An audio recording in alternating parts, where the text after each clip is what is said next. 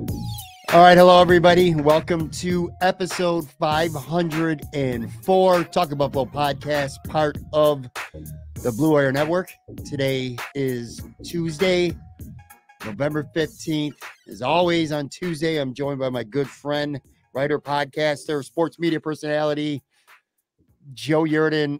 Look, I'm not going to try to hide it, man. We're taping this Monday lunchtime. I still have that football hangover from yesterday. Not feeling good about that game. We're going to talk about it, obviously. And we'll talk what's going on with the Buffalo Bills. We'll talk some Buffalo Sabres. I got to say this, though.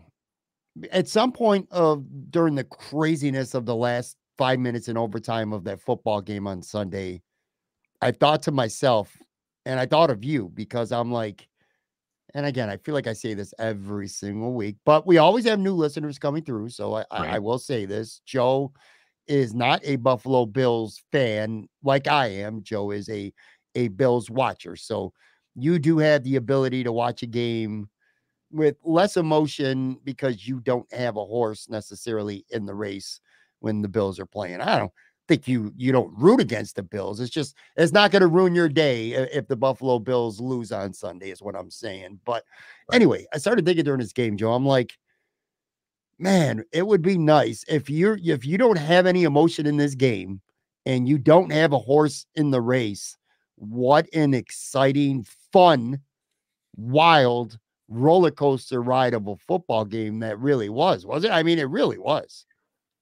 I think I've become a little bit too close in watching the Bills because you see enough stuff over the years and you just kind of see like what's going on with it, and knowing what the Vikings already did to my team earlier this year. So I was watching this with a view of like, you got to be kidding me, really? They're not gonna pull another rabbit out of their hat again. Jeez, give me a break. And then sure enough, that's exactly what happened. Now, I don't have the same burning hate for the Vikings that I do the Packers. Like, the Vikings are just kind of like a nothing, whatever. Like There's no mini Bills helmet on your podcast setup for this week. No, the Vikings are a pointless franchise that's won as much as the Lions have. So that's about as nice as I can be to them. But also, like, I just don't care. Like, the two of the worst games to watch every year is usually Lions Vikings, and that's usually where that stands. Of course, Bears Lions is also usually pretty bad, but yes, that game turned out to be pretty interesting too. But that's besides the point. But yeah, I'd seen enough of Minnesota to know that they get ahead at the half, and I'm looking at it, I'm going, they got to get the Bills have to get the next touchdown, and they can't let Minnesota get close because they've got the confidence now because they've done it. Geez, what, 3-4 times already this year? 5 times? Like, it's crazy. Well, I usually don't pay attention to historical stats because ultimately they don't really mean much. They don't mean much on that day and in the present day in general. But that stat that they threw out on Fox, I almost said CBS, I forgot this was a Fox game, where the Bills had won 52 straight home games when they were up by at least 2 touchdowns at the half, and they had not lost the game at home, went up 14 or more at the half since 1968. Man, I got my little Substack going, and I write, just some observations. It's the only sports stuff I really have any interest in doing. I just always jot down thoughts after the game. But I wrote, I wasn't even born yet, man. I feel old, and even I wasn't born yet the last time the Bills blew a 2-touchdown lead or more at the half at home and lost. It was just, the whole week was crazy. Leading up to the game, I thought there was no way on earth Josh Allen was going to play. I thought there was no way on earth Josh Allen should have played. I still think that was very dangerous to put him potentially in harm's way for a game. I'm not going to say the game didn't mean anything. The game meant plenty, but it's a long season. I was really stunned to learn on Saturday at 4 p.m. I was completely expecting a tweet from the Bills saying Matt Barkley's been elevated from the practice squad. That didn't happen. So we knew Saturday at 4:01 p.m. that Josh Allen was going to start. I was stunned. Now, his struggles during the game, I don't think had really much to do anything with the elbow. Didn't see any grimacing, you know what I mean? And his mistakes were the same mistakes that we've been seeing. I'm just trying to think, man, from a fan perspective, is it safe to say that, the Lions are your favorite football team, but I mean, you rib on them as much as I do, if not Oh, more. They've no, never had no I dunk success. on them But nonstop. You're a Red Wings fan, Yeah. and that was a championship team. You had Yep. championship players on the team. I guess what I'm getting at here is it's not fun, and it's sometimes uncomfortable when you have a player that's as talented as Josh Allen, as good as he is. It's almost uncomfortable to be behind a microphone right now criticizing and hammering him. But you know what, Joe, you got to, based on the last 2.5 games, a lot of the criticism going on social media right now amongst the fans, mainly, in some extent, the media, it's deserved. I mean, this guy is really, really making a lot of mistakes. And Mhm. do you feel, because I do, I'm starting to feel like too much, I don't know if the team is putting too much on him or if it's himself that's putting too much on himself, but he's playing hero football again. And it's like he's went back in a time machine to 2019 with some of these unbelievable plays with his legs and his arm, and then these god awful mistakes. Mhm. Do you get a sense that maybe, again, maybe it's the coaches, maybe it's himself, he's just putting too much on himself, and it's resulting in a lot of these errors? Because you watch some of the film, which we'll talk about a couple specific plays in a few, but man, just generally speaking, are you starting to feel like he's putting way too much on himself? This, I think a lot of what we've seen, and it really, I don't know, I guess this assessment really only applies to, I think it really only applies to this past game and maybe a little bit of the Jets game too. But I'm breaking out a term that got used a lot his first couple of seasons, especially like 2019 in particular. He's trying to play hero ball, like Yeah. take it all on himself. Like he's like, I'm going to do this. I'm going to take care of it. Follow me, boys. I got this one. Which I listen. If it's him saying that, like, okay, I don't feel bad about that. Like I don't want to take that. I don't want to take that kind of, guts away from him. That's certainly not something I'm looking to do. But there's there's doing that and making the right decisions and making the right calls, and there's doing that and just kind of getting a little bit frantic and saying like, I'll throw it up there, somebody's gonna get it, or maybe he sees something out of the corner of his eye and he's like, all right, I can hammer this throw in there and get it done. Which I felt the game ending interception, I felt was exactly that. Like Yeah. he saw a tiny window, and he's like, if I throw this hard enough, I can get it right there to my guy. Touchdown, we win. And no, like it's, and I don't know if that means and like that. I mean, that leads to like other questions, like, is his arm still, as strong, is he, like this, that, or the other thing. I don't want to get into that kind of stuff, but the decision to make that throw is bad. Yeah. Because again, it's a microscopic window. You're talking about, he needs to throw that ball 200 miles an hour to have like a real puncher's chance to do it. But I don't know. I really don't want to I don't want to take that stuff away from him, but there's something happened with him with the decision making, and it started with the second half of the Green Bay game, because Yes. he went from being like the lead for the MVP, like, pretty, you pretty much couldn't argue. It was like him or Jalen Hurts, but it was like, Allen's going to win it. Right. To being rookie year Allen again, which Yeah. again, you'd see flashes of brilliance. I mean, there was a couple of drives there where you're just like, okay, he's back, he's good. But that entire second half, like, it's just some bad decisions, some really bad decisions. And it was, it's bad decisions on his part. It's bad play calling on Dorsey's part too. Yeah. Because there was, they get ahead, and they had a 3 and out with 2 incomplete passes. Like, I don't know, man. Like that's the kind of stuff you can't be doing with, 5-6 minutes to go in the game. Absolutely not, Joey. And listen, I know when it comes to Josh Allen, this, everyone knows this. It's the way he plays football. And if you're going to have a quarterback like Josh Allen, you're going to have peaks and valleys, really extreme highs and really low lows. I get that to an extent, okay? But here's some stats, and this is undeniable. And 2.5 games in now, it's not like it doesn't feel like an anomaly anymore. It's starting to feel like a pattern. Josh Allen in his last 10 quarters of football has thrown 6 interceptions, 6 picks in his last 10 quarters, and his last 4 picks, including both on Sunday, were in the red zone. He has thrown 4 red zone interceptions in the last 2 games. Also, the fumbled snap. I watched it on film afterwards. I watched it 10 times. Yeah. And I'm going to tell you now, at first I was like, oh, Mitch Moore. There was nothing wrong with the snap. The snap was there. Josh Allen started moving forward with the football before he had it control in his hands, and that's what caused the fumble. The fumble was not a combination of a bad snap from Morris and Allen mishandling it. That's on Josh, okay? At least from what I saw with my own eyes. And it's just these mistakes.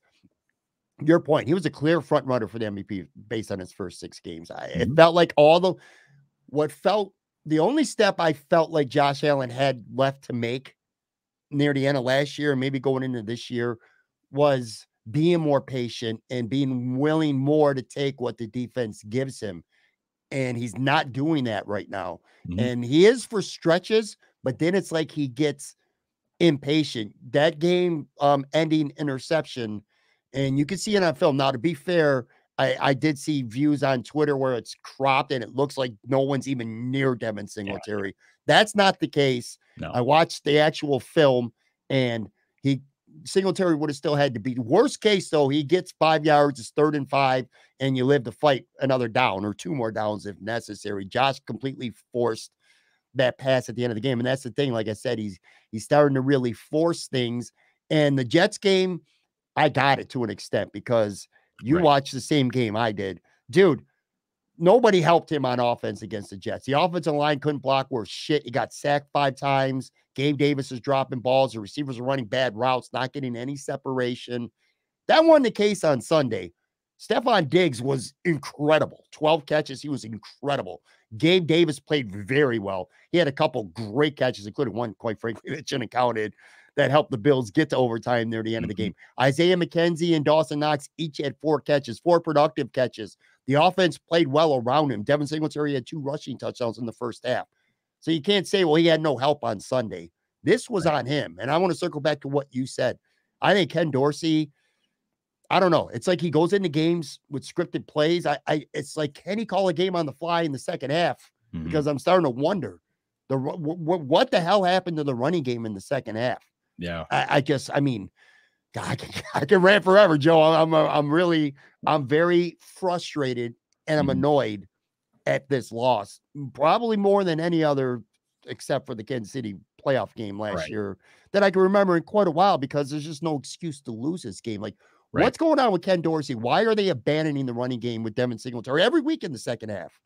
Yeah, I if I had that answer, I think I'd be up in the box with a Bills shirt on, helping out coach. The going away from the run blows my mind, because it was what one called run play, I think it was. You want to hear something crazy? Here's stats. I wrote them down. Okay. The Bills final 19 plays of the game produced 0 carries by the running backs. Devin Singletary got stopped for no gain on the first play of the fourth quarter. Didn't get another carry the rest of the game. James Cook, 1 carry, 7 yards. That's it. And now, mind you, the Bills were playing with a lead this entire time. And at one point, it was a 2-score lead. So they only ran the ball 2 times in their last 24 play calls. Now, Josh Allen took off with his legs a few times, but there were only 2 designed runs in the entire final quarter and overtime. Again, with them up 10 points going into the fourth quarter. If you're on YouTube, folks, I want to show you a quick, not a video. I'm going to show you a photo. All right.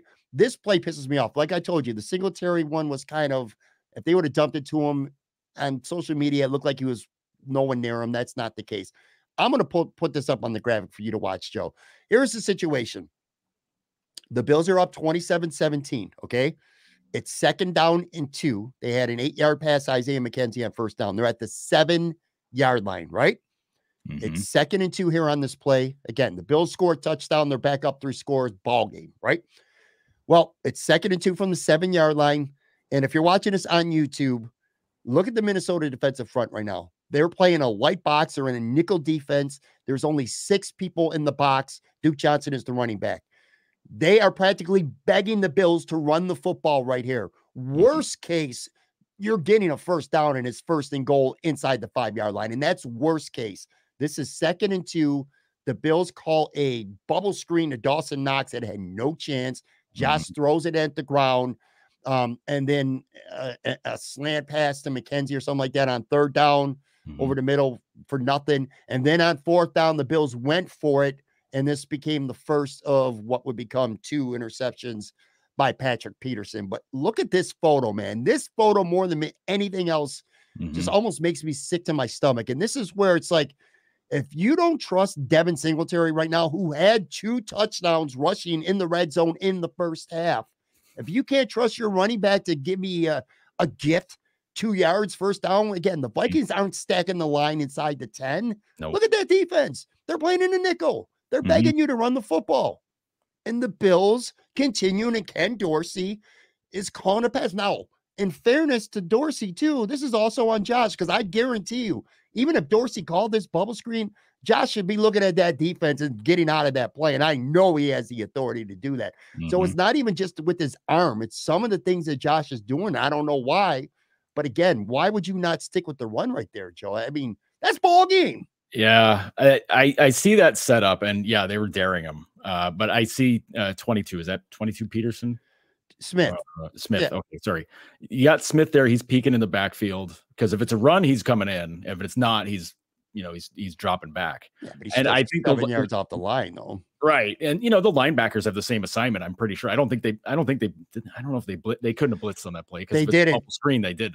Nope. They flowed to the screen. Like I said, I wish I had the video instead of just the photo. But yeah, man, trust me, man, the Vikings were just begging them to run the ball. Right. But that's a pretty safe defensive setup given that situation. Like that's a pretty safe bet because if they run it, you got 3 guys ready to jump in. You already got your front 4 coming at you. But then you've got 3 guys right there immediately, just in the shot of that, the shot of that setup. 3 guys are right there ready to go where the ball's going. But if it becomes a pass situation, well, okay, either one of the linebackers or Smith follows Knox, and somebody's tracking the running back out of the backfield. And I mean that's basic. That is basic football. But man, I mean that setup. I mean. Hell, I hate the call. I always hate the calls where it's a design run for Allen to take it, but like hell, just run off guard, man. Like just follow somebody's big ass through a hole and grab a couple of yards. If the Vikings got a stacked front and they got a bunch of guys up the line and they're bringing heat up the middle, then I can understand maybe throwing the bubble screen at 2nd and 2. Man, you're up 10, put the game away. It's just. At this point with Devin Singletary, he gets 1 carry in the 4th quarter. I just don't know what's going on. If you don't trust, he's basically a decoy in the second half of football games for the Bills, who, by the way, again, you want to talk about a pattern, Joe? The Bills have scored 1 offensive touchdown in the second half since the Kansas City game, which was a month ago? There's a problem. There's a coaching problem with this football team right now, and people don't like to talk about it. And this is something that kind of pisses me off right now. And with Buffalo Bills Twitter and Facebook, it's like, no, the sky's not falling. They're still 6-3, but this is not nothing either. This is not who cares? It's 1 game out of 17. Nope. You're up 3 scores in the second half at home and you lose. And your quarterback has thrown 6 picks in the last 10 quarters and 4 of them are in the red zone. And you're not running the football. This is more than nothing. This is a problem for the Bills right now. Right. The reality right now is they're a 3rd place team in the division, which makes me an asshole for crowning them the champs like a month ago. After the Kansas, I was like, it's over. They're not doing it. Well, it turns out the division's good. And now they're 0-2 in the division. Miami loses the Jets. Like that's a problem. Those are 2 teams right there ahead of you. Sure. And, you've got New England lurking in a couple weeks. And I'm not buying the hype in New England, but if you're going to play like this, you could be 0-3 in the division really quick. But this is, I don't know. It's the play calling is definitely an issue. There was a big deal made that they had 5 running backs on the game roster yesterday, and they used them sparingly and obviously hardly at all in the second half. But you've got all these guys that are literally their job is to run the ball, and then you don't run the ball. They ran it in the first half, and they did it fairly effectively too. And I don't know if it's a pride thing where it's, they get up by 10, 10, 13 points or whatever. And you're thinking like, okay, let's try to run this up. We could throw all over these guys, or, let's flex on these guys. Let's show them we can do this, like what we can do against a really good team. Cause I mean, listen, I wasn't buying any hype on the Vikings. I still don't think they're very good. I know their record's really good, but am I believing that they're a good team? No. 81, man. I know. I know, but like they're a comeback team, like that's, if you leave a door open for them, they're going to run through it. Like that's the kind of team that they are. Whereas the Bills are the team that's like, if they don't run away and hide in the first half, things get tight in the second half, and things change. Teams make adjustments, and that's when things seem to get hard, because I don't know. And again, I don't know if it's a pride thing as far as the play calling goes or what, but there's not a lot of adjustments made on the Bills' behalf. I think the Kansas City game was the one game where they did make adjustments, but again, that's a game that they were preparing for from the second they lost to them in the playoffs. Like, they're like, all right, well, we're going to get them next year. We're going to beat these guys. Right. Put all your eggs in a basket to beat one team to show them who's boss. And then suddenly it's, oops, you've lost 3 of the next 4 games. And then, okay, well, now you can't go start thinking about like, well, let's lock up the number 1 seed in the AFC. We got to get this done. Now it's like, get in the playoffs. Yeah. Like that's what it is now. Like, okay, now you have to get in the playoffs. Now, thankfully, most of the teams in the AFC outside of the AFC East, and maybe I don't know. Everything else is kind of sketchy, but like, you can't take anything for granted now is the thing, No. And like, I mean, listen, if you want to paint sunshine on it, you could say like, oh, well, they've already beat, 2 other division leaders. They beat Tennessee, they beat Kansas City. It's like, well, good. They lost to 2 teams in their division. So who cares? That's how you have to chalk it up at this point. I don't know what it is. I can't figure out Devin Singletary. And the only conclusion I can come to is that this is an organization coaching staff that does not have confidence in them. And in fairness to the coaches, I mean, it was a close call that could have went either way. In the replay, it was even hard to see. But Devin Singletary did fumble the football when the Bills were getting ready to score. That Minnesota recovered and ran back. Right. Again, why? There were so many things that had to happen for the Bills to blow this game. And that was one of them. Again, though, it's like, if you don't trust your running back, don't have him on the field. I keep saying it every week, and I sound like a broken record. I'm ready to see more James Cook. I like the way he's running.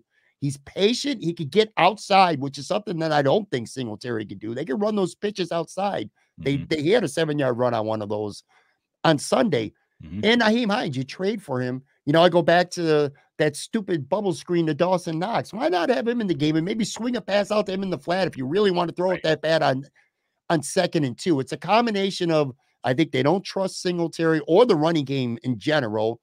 And I think, and this is just my opinion, I think Josh is changing plays up at the line because, again, as the game got tightened up, I feel like he took too much. I have a hard time believing that the Bills wouldn't even bother to call any run plays. And I'm wondering if Josh checked out of some himself. I'm gonna give you a hot take, Joe, that you'll like it, maybe. Okay. Bills fans ain't gonna like this, but I'm gonna be. Should I call the firehouse to have the sirens come by? Should I do that to get it ready? They might after this, because I'm being dead honest with you, and I'm taking the fandom out when I say this. I'm not worried about the Jets. The Jets are a nice story. They're a nice young team. They got too many injuries, too many key guys. They're gonna fall off. I expect them to finish maybe like 9-8, somewhere around that. But the Miami Dolphins are every bit as good as the Buffalo Bills. I'm telling you now, their wide receivers are flat out better than the Bills, and that's even with Diggs, okay? Their tight end, maybe the tight end is a wash. Miami's got better running backs. I think the defensive line for Miami is just as good. No, they don't have a Von Miller, but they got 3 or 4 really good, consistently good pass rushers. They got a pair of great corners. I'd give the Bills the edge at safety when they're actually healthy if Poyer's out there, which has not been the case. And the Bills are clearly better at linebacker than Miami. What's made the difference keeping Miami lower than Buffalo has been the quarterback play. Josh Allen has been one of the best 2 quarterbacks in the NFL, and Tua was not even close to that. However, like it or not, Tua's playing at an MVP level right now. That Miami Dolphins offense is clicking. And the Bills and Josh Allen are making a shitload of mistakes. If the bridge, the gap, and I'm not talking about talent, I'm talking about performance. If the bridge is going to be that close between Josh Allen and Tua, then I'm telling you right now, Miami is every single bit as good as the Buffalo Bills. Because 1 through 53, I think they're just as good as Buffalo. Yeah, it's the defense being as different in Miami's favor is a big deal. Like that's a big deal. And then, you know, blame the sunshine if you want, blame the weather if you want, but like their defense did a damn good job against the Bills down there. Now, if they can do it in December when it's probably going to be 9 feet of snow on the ground, like okay, then it's a super duper big problem. But fans here love cramming it on Tua. They love burying him. They love killing him for everything. They pick his throws apart, does all this stuff. Seems to be getting the job done pretty well. Top 3 MVP player right now. Looks really good now. It's like, okay, he doesn't throw a great ball. Like this, you know, the passes don't look majestic the way Allen's do or Mahomes' do. He gets them there. The receivers catch him, you know, they stays out of trouble, you know, and then you have 2 receivers that can run away with the ball too, you know, because you've got that aspect. And you know, it's not saying that they need a speed burner or anything like that. Buffalo might help, but I mean, you know, everybody knows what Tyreek Hill can do. Like we already know that, and Waddle is incredible. Like, that's the guy that flies under the radar. So I mean, you know, Gesicki's a pretty good tight end too. So I mean, it's the parts are there. It's just I think a lot of people here were just kind of like, it's the Dolphins. They never put it together, which because of their quarterback. Maybe they are now. The quarterback's putting it together. Put it this way: if the MVP vote was today, right now at this moment, as we're taping this podcast, Mahomes, Hurts, Tua. Pick your order, whatever order you want to go. I'll buy it. Those are your top 3 right now for MVP. Josh Allen is not in the top 3 for MVP, not after the last couple games. Now he could go on a nice run, like he's obviously very capable of, and Josh Allen could definitely end up becoming MVP before it's all said and done. But right now, today, after 10 weeks of football, Tua, much of the dismay of Bills fans who won't want to admit this, well, some will. You know, let's not say it's not all Bills fans. Right. Some will give credit where it's due. He's playing at a top 3 MVP level right now, and there's no question about it in my mind. The Bills' problem continues to be beyond just Josh Allen, by the way. Self-inflicted wounds. That is the number 1 problem with the Buffalo Bills. And again, we're being very detrimental towards a team that is still 6-3 at the end of the day. I get that. I understand that. But self-inflicted wounds, we've talked about this on this podcast. It's been a problem all year. 4 turnovers against the Rams. Didn't cost them. 2 second-half interceptions against the Packers. Didn't really cost them. It cost them against the Jets, and it certainly cost them this week against the Vikings. Beyond the Josh Allen mistakes, the 2 picks, the fumble. We talked about Singletary's fumble.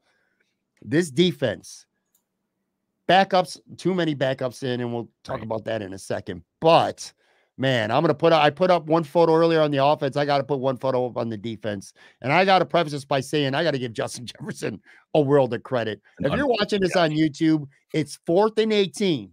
4th down and 18 yards to go. Heaves it up for Jefferson. 1 hand on the football. Cam Lewis, who's playing in place of Jordan Poyer. Don't get me started on that. Well, actually, you can in a minute. Anyway, he's got 2 hands on the football. Joe, I'm going to say what he said. Knock the fucking ball. And he said fucking too. Knock the fucking football down. Cam Lewis said this himself. He was mad at himself after the game in the locker room. Knock the football down. Don't try to intercept it. He said he thought it was over his head. Clearly it's not. Somehow, some way. And again, credit to Jefferson. This guy is just an animal. I mean, he's a beast. Holy shit. One of the best. This is one of the best catches I've ever seen.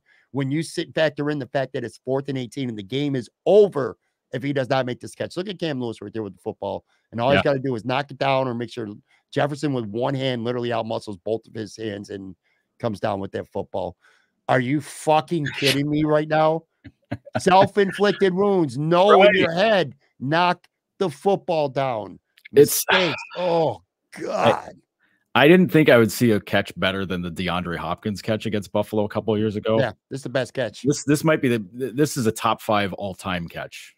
I mean, all-time. Yeah. NFL. Diggs made a great catch, Joe. He did. We don't got time to talk about that. What an amazing catch by Diggs. That pales in comparison to this. Look at this, man. The game's on the line. How does he come down with this football? Diggs also had a pass that hit him right in the numbers that he didn't catch. Yeah, big one too. That was going to be a big one. But I mean, I thought the Tyree catch in the Super Bowl for the Giants against the Patriots was insane, and it is. You can almost chalk that up to kind of flukiness, but it's like caught against his helmet. Like it's craziness. It's physics. There's no reason he should catch that ball. There is zero reason Justin Jefferson should have that ball. Defender's got both hands on the ball. I get it. Like, catch it, interception, game over. I understand. But also remember Jefferson's he's not even like he's sideways in the air too. It's like his body is parallel to the seats, man. It's not even like his feet are off the ground and he's straight up trying to, like an NBA jump ball. He's fucking sideways. Yeah, he's parallel to the ground, and it's incredible. And Jefferson had an unbelievable game because every pass play went to him, and he caught everything late in that game. He caught everything, and the number of times where they make a play and he makes the catch, and the fan, you hear it like half the fans like way upstairs start going nuts, thinking that they knocked it away or did whatever. And then the fans downstairs are like, "Are you fucking serious? He got another one. He got another one. How?" And it's that weird wave of sound because everybody upstairs is like, "Yeah, they got him," and then everybody downstairs is like, "No, they didn't get him. He got another ball. He made another catch." And like that 4th and 18, man. Like it's as far as blown fourth downs, it's not the worst one I've seen. 4th and 26 between Green Bay and I think it was Philadelphia years ago is probably the worst one because that happened at a playoff game, I think. Yeah. But what are you going to do? Like he did literally everything you could that you can. And even the touchdown ball, the touchdown that he caught later, I don't know if it was that drive or was one of the later ones, perfectly placed ball. Like he's defended perfectly. Like there's nothing the safety corner could do. Like he's got him right where he needs him, reaches up, grabs it, toe taps, both down, touchdown. Like what? How? You did everything you could. You defended it as perfectly as possible, and the dude still comes away with a catch. That's not so much the defense's fault. That's a better player, a vastly better player doing what he does. Like that's totally what it is.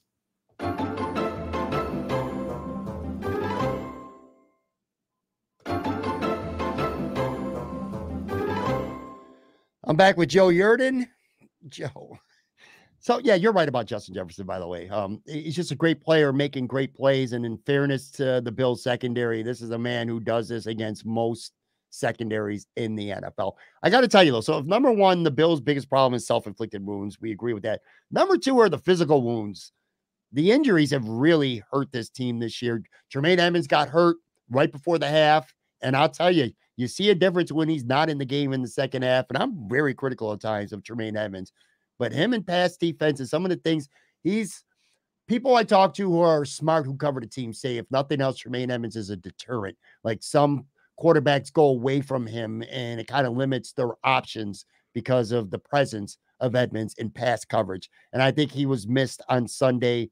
Trey White, it's frustrating that he's not playing. I think we all expected him to. At the same token, I understand if they're playing a long game with him, they want him good to go in December and January, 100%. Mm-hmm. And if he's not 100%, if he can't make all those football cuts right now, then you can't put him in there.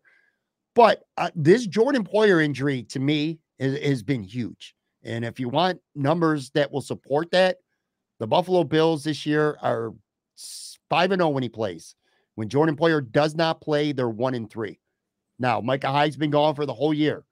And in fairness, I think DeMar Hamlin has been excellent. Okay, mm-hmm. I think he's been a good player. He ain't going to make those like that New England game last year, those plays that Micah Hyde makes.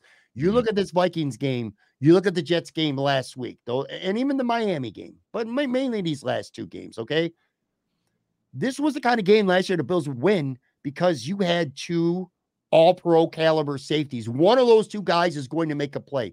And it literally, all it took was this Bills defense to have one big play Sunday and the game was over.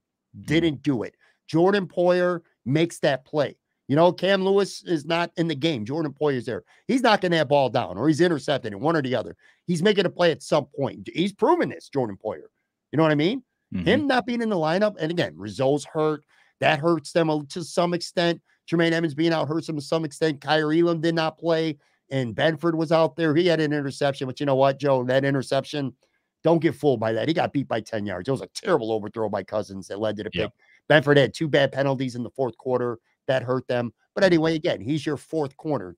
But Jordan Poyer not being out there, I think him and Hyde, when you had those two guys, I think some people take it for granted just how much security you had back there with those two guys. And you're really seeing Jaquan Johnson was brutal against the Jets. He got benched. He didn't even play.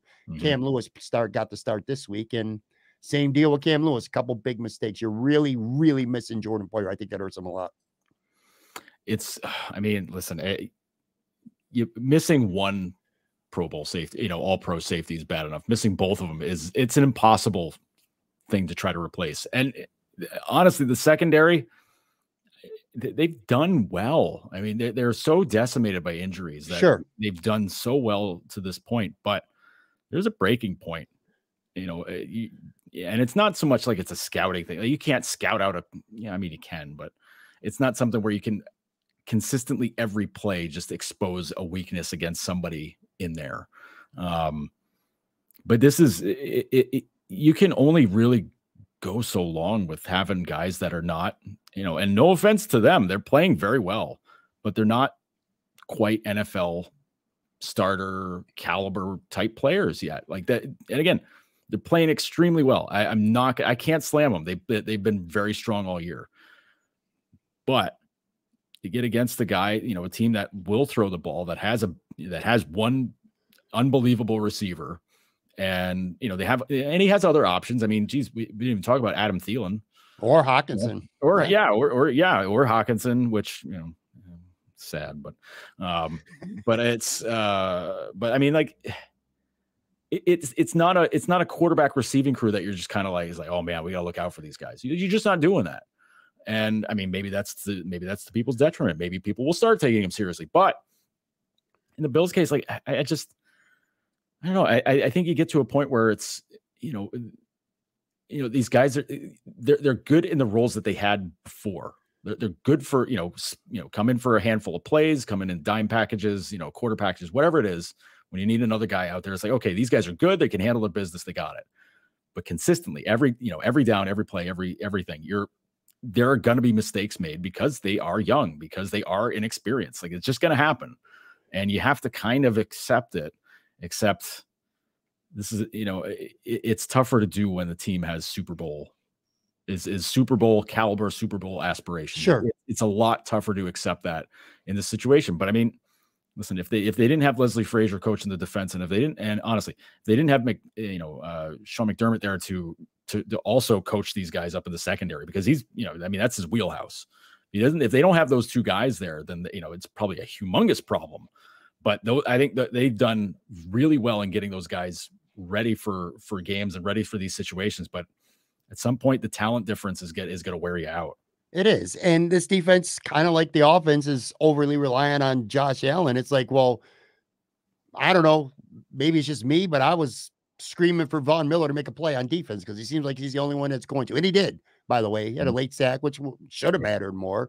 And a lot of people say, well, in terms of the Bills defense, they've been bad against the run lately. And you're like, well, the Vikings had 147 yards, but 81 of them was on one touchdown run. I'm like, well, 81 yards. They gave up a fucking touchdown run. They made a mistake, and Dalvin Cook took it to the house. That was a big play. Joe, the Bills had just went up 17. And the next play, the Vikings have an 81-yard touchdown run. And bam, just like that, right back it's a two-score game. Now, in fairness to the Bills defense, they did make one stop at the end of the game. Shaq Lawson and a couple others combined. They stopped them at the half. Kirk Cousins on the quarterback sneak. Game should have been over. Josh doesn't fumble the football, man. Yeah. I don't know. I think the pressure is really on right now. And this is Josh Allen's last year. Now, look, you've said this before, and I agree 100%. As long as Josh Allen's playing football for the Bills and he's under quarterback, they're always going to be in the mix because he is one of the better quarterbacks in the league. And he's still a great quarterback, right? He's a great quarterback who's struggling right now and making bad mistakes. He's still a great quarterback. But this is the last year where you got Josh Allen on a little sweetheart cap deal, because next year his cap goes from it's like 16 million now to 39 million next year. So you're not going to get a better opportunity with money and being able to retain more guys, I think, than you have right now. There's no more trust the process bullshit. The process is right now, the maturity, the growth, the process has been years in the making. It's a disappointment. Anything else right now. It's funny. We look at the schedule, 6-1. We said the first 7 games were murderer's row. 6-1. We said the back half, the last 9's easy. 0-2. Yep. And I'll tell you, Cleveland's coming to town next week. Laugh at that. They run the football well. Yep. Nick Chubb is an animal. Kareem Hunt can run the football. And from what I've seen, early indications on Monday, there might be a foot of snow on the ground over the course of the weekend. Oh my God. Yeah, let's not get into that. That's just not. There's no gimme games with this team right now until the coaching is different, until they find a way to run the ball and Josh reels it in a little bit and gets a little more patient when he needs to be. There's no gimme games, man. So I don't know. We'll see. Yeah, I mean, you expect hiccups. And I mean, even, we got talking about this last week after the Jets game. We were just kind of like, there's no reason to overreact about this stuff. Cause great teams will have these, mid-season lulls where it's just kind of like, oh man, these guys look like idiots. They stink. Like, they can't lose another game like that. And, in some cases teams don't. Like, I made the Kansas City, use the Kansas City example last week where, they lose some awful game to New England that they had no business losing. And it's like, geez, these guys ain't going to do anything this year. And then I don't think they lost again the rest of the season. Or if they did, it was, somebody against somebody else that was good. But it's, I mean, this is just, what we thought were things that you could just work through and get past are actual issues now, whether it's, it's Josh in his own head, whether if Allen's overthinking stuff, or, he's trying to put it all on his own shoulders to take care of the game, whether it's that, or if it's Dorsey losing his track of how he's got to help Allen manage the game. Or, if it's Allen swapping out plays that, if Dorsey's like, he's like, okay, Singletary off tackle, let's do that. And Allen's like, oh no, they're giving me a look where we could throw the ball. Let's do that instead. Like, I mean, I can't imagine he would, that's something where you do. Cause I think that would be a very animated conversation on the sideline at that point. But there are some issues with this right now. And you don't want to overreact because, again, this team is extremely good. They're supposed to, I know the issues with the defense and whatever, but like they're extremely good and they can almost always offense their way out of problems. But sometimes you're going to get some teams that hulk up and figure it out and start making more plays and start making things happen. And, I think you're in a spot now where if there's another kind of game like this, you start wondering about players' psyche. I mean, this is different than like, what was it? I think it was last year's team where, they thought last year's team thought like, oh, well, we're, nobody's going to touch us. We're better. Like they're reading all the headlines and, saying like, yeah, we rule. And this year they've been very focused. This is not a team that's, getting high on their own supply. Like right. They understand the job that has to be done. It's just not coming together right now. And I love that you pointed out Miller making a big play at the late in the game that should have sealed it. And it's 2 weeks in a row it's happened now. Yeah. Like he had the big, the forced fumble sack against the Jets, makes a big play against the Vikings, and he's been great. Finish it. Miller's been great. If you got issues with the defense, you're pointing at Von Miller, just stop. I think I'm making up making something up there, like creating a straw man to burn down. But like one last thing too that I forgot that I wanted to mention earlier. A lot of Bills fans, and understandably, look, when you're angry, you lash out and you just want to make excuses and blame things. I get it. I do it all the time too. But a lot of Bills fans were pointing to Dawson Knox on that overtime drive in the end zone. It could have been called pass interference. I personally didn't see it. I think it was really close, and I think it was the right call to not call that. But anyway, if you're a Bills fan complaining about the refs, stop it. Because again, Gabe Davis did not catch that football on that final drive, which probably the Bills don't even get a shot at a field goal. It ends up being a Hail Mary if it's ruled an incomplete pass, which it should have been. And also in overtime, and I've seen the photos now, Dalvin Cook was at like near the goal line and got stopped because remember the Vikings were going to win it in overtime. He got stopped for a 3-yard loss, ended up being a field goal to give the Bills a chance. Anyway, the Bills had 12 men, clearly had 12 men on the field. Wasn't even a guy trying to get off. They had 12 guys in the middle of the football field and got away with that. So lick your wounds, get better. And I'll leave the Bills topic with one optimistic point of view here. You got Cleveland at home. You got the Detroit Lions on Thanksgiving on the road. You got the New England Patriots on the road, which I'm not impressed by. I think they're the worst team in the division. And then you got the New York Jets at home. Those are your next 4 games. And then you got Miami coming to Buffalo. Handle your business the next 4 games, 4 incredibly winnable games. And just like that, you're 10-3. And 10-3 sounds pretty damn good.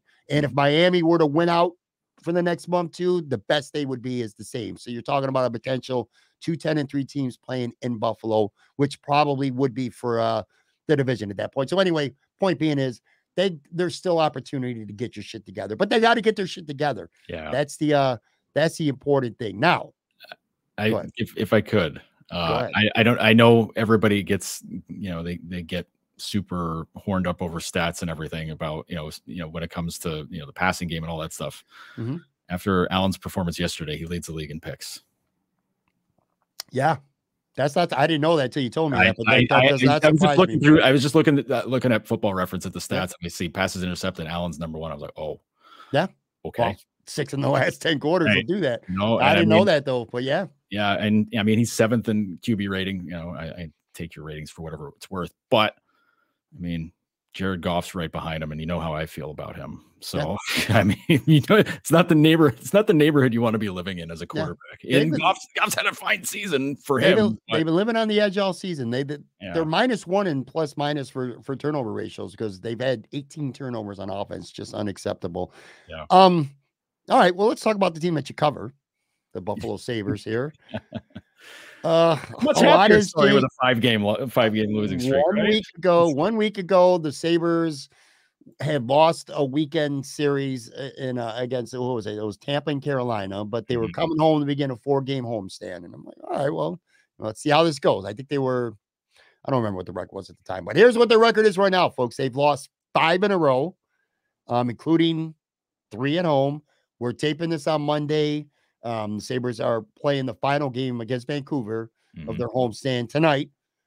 But yeah, they've lost 5 in a row, highlighted or low lighted, depending on your perspective, by last Thursday night, which we talked about a little bit. You want to talk about if you're Team Jack, you want to talk about the ultimate revenge game. Yeah. You come to Buffalo, you win, you get a hat trick, you get an assist for good measure. Man, woo. Again, if you're Team Jack or if you're unbiased and you say both teams won the trade, whatever you want to say, what a great night for Jack Eichel. And I guess if you're a Jack fan, you really enjoyed that. But that aside, Joe, last 5 games, and you could talk about the Vegas game as well, because you were there covering it. The vibe there for that. But what's been the biggest problem right now with the Buffalo Sabres of late? Because again, you lose 5 in a row. One last thing.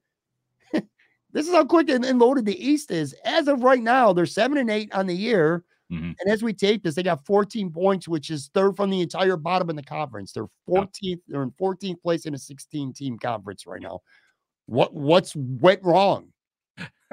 Well, first off, don't ever look at the standings this early in the season because you're gonna lose your mind. You're gonna lose your mind doing just that. Weird though. It's just well, I mean, rattle off a couple wins in a row, and some other teams fall off. Suddenly, you're 8th or seems like no one ever falls off in the East though. That's the weird. I don't know why. It's just it always seems like no one ever falls off. Yeah,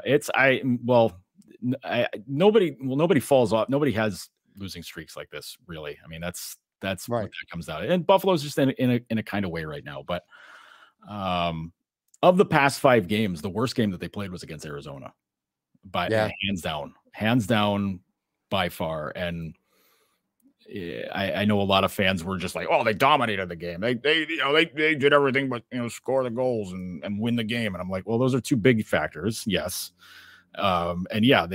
The shot board was very much in their favor. Scoring chance, all that stuff was very much in Buffalo's favor. Except they didn't send anybody to the net that entire game. Like they had nobody making life trouble for the goalie. They did not, no shots, no rebounds, none of that stuff. Like there was just nothing happening in that area. And that Granato was not happy about that part of it, because it's the second or third time that something like that's happened this season, where they just kind of, settle for shots from distance and figure like, oh, you can just pick this guy apart. It'll be easy. Well, Coyotes are not going to just lay down for teams. Like, that's just not how they do things. The goalie they ran out there, Vejmelka, not bad. He's on a bad team, but like, he's not a bad goalie. And the 3 goals they scored, all flukes, every single one of them. But like, you have to play well enough so that flukes don't beat you. If the Sabres played the way that they are very capable of playing, they probably, they could give up 3 goals, but they probably win it 5-3 or something like that. Like that's how that game should have gone, but it didn't, because that's easily one of their worst performances of the year. They had leads against, they had a lead against Tampa. They played well against Carolina. Aho gets a hat trick. Well, whatever. He's great. They hung in, they went blow for blow with Vegas for 2 periods. Vegas would score, Buffalo would score right back and tie it. Vegas gets ahead 2-1. They score right away again to make it 2-2. You can't ask for more out of that. But third period, Jack goes bananas, and I think when Jack gets his first goal, I think that was a psychological blow to a degree, because then it's like, oh crap, like we can't let this guy get going, and then plays right in your hands. And like, listen, that line that he plays on is unbelievably good. That is an extremely, extremely good line. Him, Mark Stone, Chandler Stevenson, amazing. Like they all do something a little different. They can all score goals. They can all, they all have tremendous talent. So like, that'll happen. And the matchups were hard. The matchups are very, I know the Sabres get last change, but like every matchup was really tough. And, I think Dylan Cousins line kind of took it on the chin that game, which, somebody was going to, like, sure. How do you defend Jack? Like, they play with him for, some of these guys play with him for years. Still doesn't mean how to play against him, or, what to do to, to get him off his game or whatever. The Jack that we saw in that game is the guy that we saw in 2019, 2020. Like that, the guy who scored 36 goals or whatever it was, the guy who got MVP votes, the guy who looked like he was on another planet while the rest of his team was, kind of dicking around, around him. Like that's the guy that was playing last night. The guy we saw in March that everybody was very, very happy to dunk on and rip on and all that. That's Jack at, 65, 70%.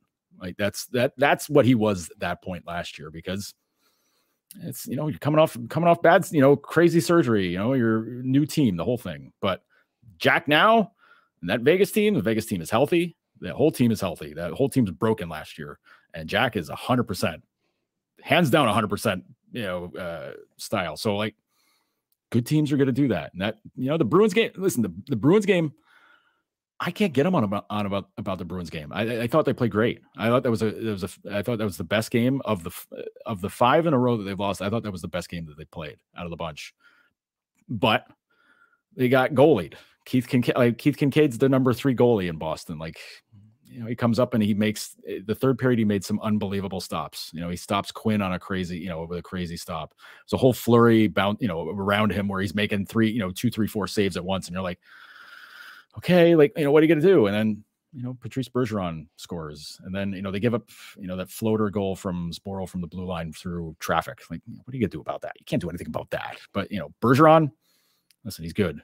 He's a Hall of Famer. Like, it's tough to stop Hall of Famers, man. Like, that's even when they're 38, 39 years old, can't really wrangle them in. They know the tricks. They know how to get things done. And you know what? Bruins played, quote unquote, unfair. And I say that kiddingly, by putting Bergeron, Marchand, and Pasternak back together in the third period, because it was a tie game. It was 1-1. And they're like, we're not going to lose this game. Let's get the band back together and drive them crazy. And they did. Like, it's one of the best lines in hockey for like the last 4 or 5 years. What are you going to do? Like, I know they're older, but like Marchand's incredible. Pasternak's a 40 goal guy every year. And Bergeron's one of the best centers I've watched in my life. So what are you going to do? It's just, sometimes you get outclassed. And I think that's kind of what happened there, but the Sabres played pretty well. It's some guys are tough to get a, to wrap up. And that's completely what Bergeron, Marchand, and Pastrnak are. Good luck. Most teams in the NHL can't wrap those guys up. Right. Tage scored. So I looked at the stats today. Tage is on a bender, man. 11 goals. 11 goals as we tape this again on Monday afternoon. He's third in the NHL right now in goals, and he's 10th in points. And then I looked up Rasmus Dahlin. He's at 17 points. He's tied for 23rd. So he's in the top 25 in the league in scoring. So obviously 2 bright spots for the Sabres. Anyway, part of the problem at least has been, of course, injuries. What could you tell us again? We're taping this Monday. Okposo, no practice. Jack Quinn, no practice on Monday. Granato said he's going to be calling up at least 1, if not 2 forwards up from Rochester. By the time people hear this, they'll know exactly who that was. On the defensive side, Yoki Haru practiced today. You were there for practice. He was also in he was full go at practice too, right? And I read, I think you said something about Samuelson close to being back too. So what's going on with that? What happened to Quinn? Because again, I didn't pay much attention, to be honest with you, to Saturday's game against Boston. I don't know what happened. What's going on with Quinn? I'm at a loss as well. Because I didn't notice something that happened against Boston. I didn't see like if there was a situation where he went off. I mean, there was a lot to watch, and honestly, I was on AP duty that night, so I was very much locked in and making sure the game story was right. So unless it was a gory, brutal injury, I probably may not have noticed it. But but there wasn't anything that I noticed during the flow of the game. So whatever the issue is, he's getting reevaluated today on Monday. Maybe we know more tomorrow about what it is, because they didn't even know if it was upper or lower or what. So I mean we'll find that out tomorrow. But they said he's out certainly for this week. So but that's unfortunate, because he's played pretty well. All things considered, he's played pretty well. And I you never want to see anybody get hurt, especially a rookie who is just really starting to get it going. And it felt like there was about to be a turning point where he was going to get some goals popping, and now it's going to be a little delayed now. But Oposo, not sweating him. I think they said it's lower body with him, so whatever. It's day to day, it's fine. Yoki Haru getting back is huge. Getting defensemen back is huge, because that's another thing to consider with the 5 games losing streak. They played 4 of the best teams in the NHL without 2 of their top 4 defensemen. I mean, they've been doing that for a long time now, but when you're handling those teams and 2 of them on the road, it's really hard. It's really difficult. So Yoki Haru getting back is going to be very helpful. That's a huge get. Samuelson probably skating with the team some point this week that's huge, because we've seen him around the room a bit the last week or so. And he got his locker, he got a stall back in the room, which means he's getting close. For those if you don't know, if a guy's been hurt and, they got to replace him, with somebody from the minors or something to get him in the lineup, they'll take the guy who's hurt, to take the stall out of there and just be like, all right, just, you're not going to be here for a little bit, so we'll just get your stuff out of there. As soon as he gets stuff back in the room, the clock's ticking for when. Sure. But now his stall is on the defensive side of the room with all the other defensemen, whereas before it was just kind of like, all right, well, we got an open one here. Let's get you in here. But he's back on his spot on the side of the room with the D. I cannot say enough how important it is that they get him back, because he's a difference maker. He's an absolute difference maker. He's so strong on the defensive end of things. He's a physical presence, and he lets Dahlin go crazy with handling the puck and doing that. He's doing that anyway. Let's not get it confused. But certainly Dahlin has a bit more faith that he's got certainly one person back there covering defense no matter what. And that's been a bit of an issue for forwards, making sure that they get back to cycle around. If somebody, if defenseman jumps in, that's where we see so many odd man rushes coming in. That's what happens. But that's, getting the defense fixed up is huge. Losing Quinn is, for however long that ends up being, at least it's going to be at least this week. That stinks. So we'll see who they call up. I don't think they've announced something as of. They haven't, not as of this recording anyway. Yeah. I was gonna say, I haven't even got the text from the team yet about that. So we'll see. The thing with bringing somebody up is Rochester has a unbelievable flu bug going through the team. they had 4 goalies come down with the flu. Like at once, UPL missed the 1 game, and so he was out. Michael Hauser started in his place. They called up Beck Warm from Cincinnati. Then Hauser started getting dehydrated during the game, so he's got it. So now you're looking at starting, maybe starting Beck Warm at the end of this week, depending on if guys are feeling better or whatever. But that guys, sickness gets into a hockey room, man.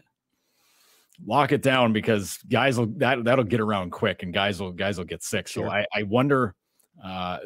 One of the guys that I thought might get the call was Brandon Byro, because he's played great. He's played great in Roch, but he was a scratch the other night. So maybe he's got a bug too.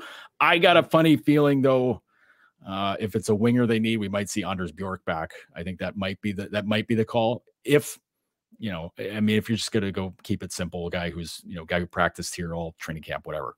But if you go outside of that, they might have to call 2 guys, because, it helps to have a backup, especially, somebody that might have to cycle in, especially going on the road, because they're going on the road to Ottawa after the game Tuesday.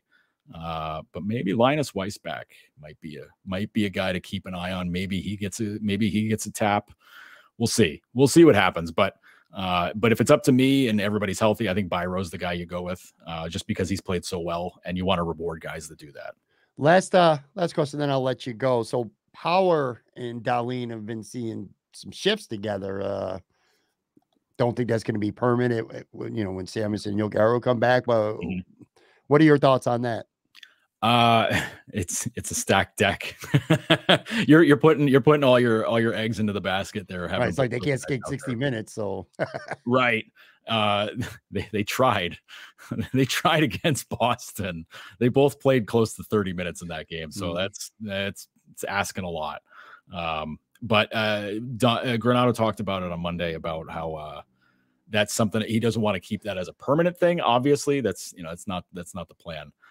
But he wants to use that strategically, offensive zone faceoffs. If a team gets stuck out on an icing and they're tired, you put both of those guys out there. You can control the puck in your zone, maybe get a scoring opportunity or a goal out of it. So that's a pairing I can see showing up when they need goals. I think late in games you're going to see those 2 together if they're chasing after a deficit. I think that you'll see that maybe a little bit more regularly. But I mean, they're both playing. I mean, Dahlin's. I can't talk enough good things about how Dahlin's played, but Power's been points may not be there for Power. He's got a few assists, which is good, but he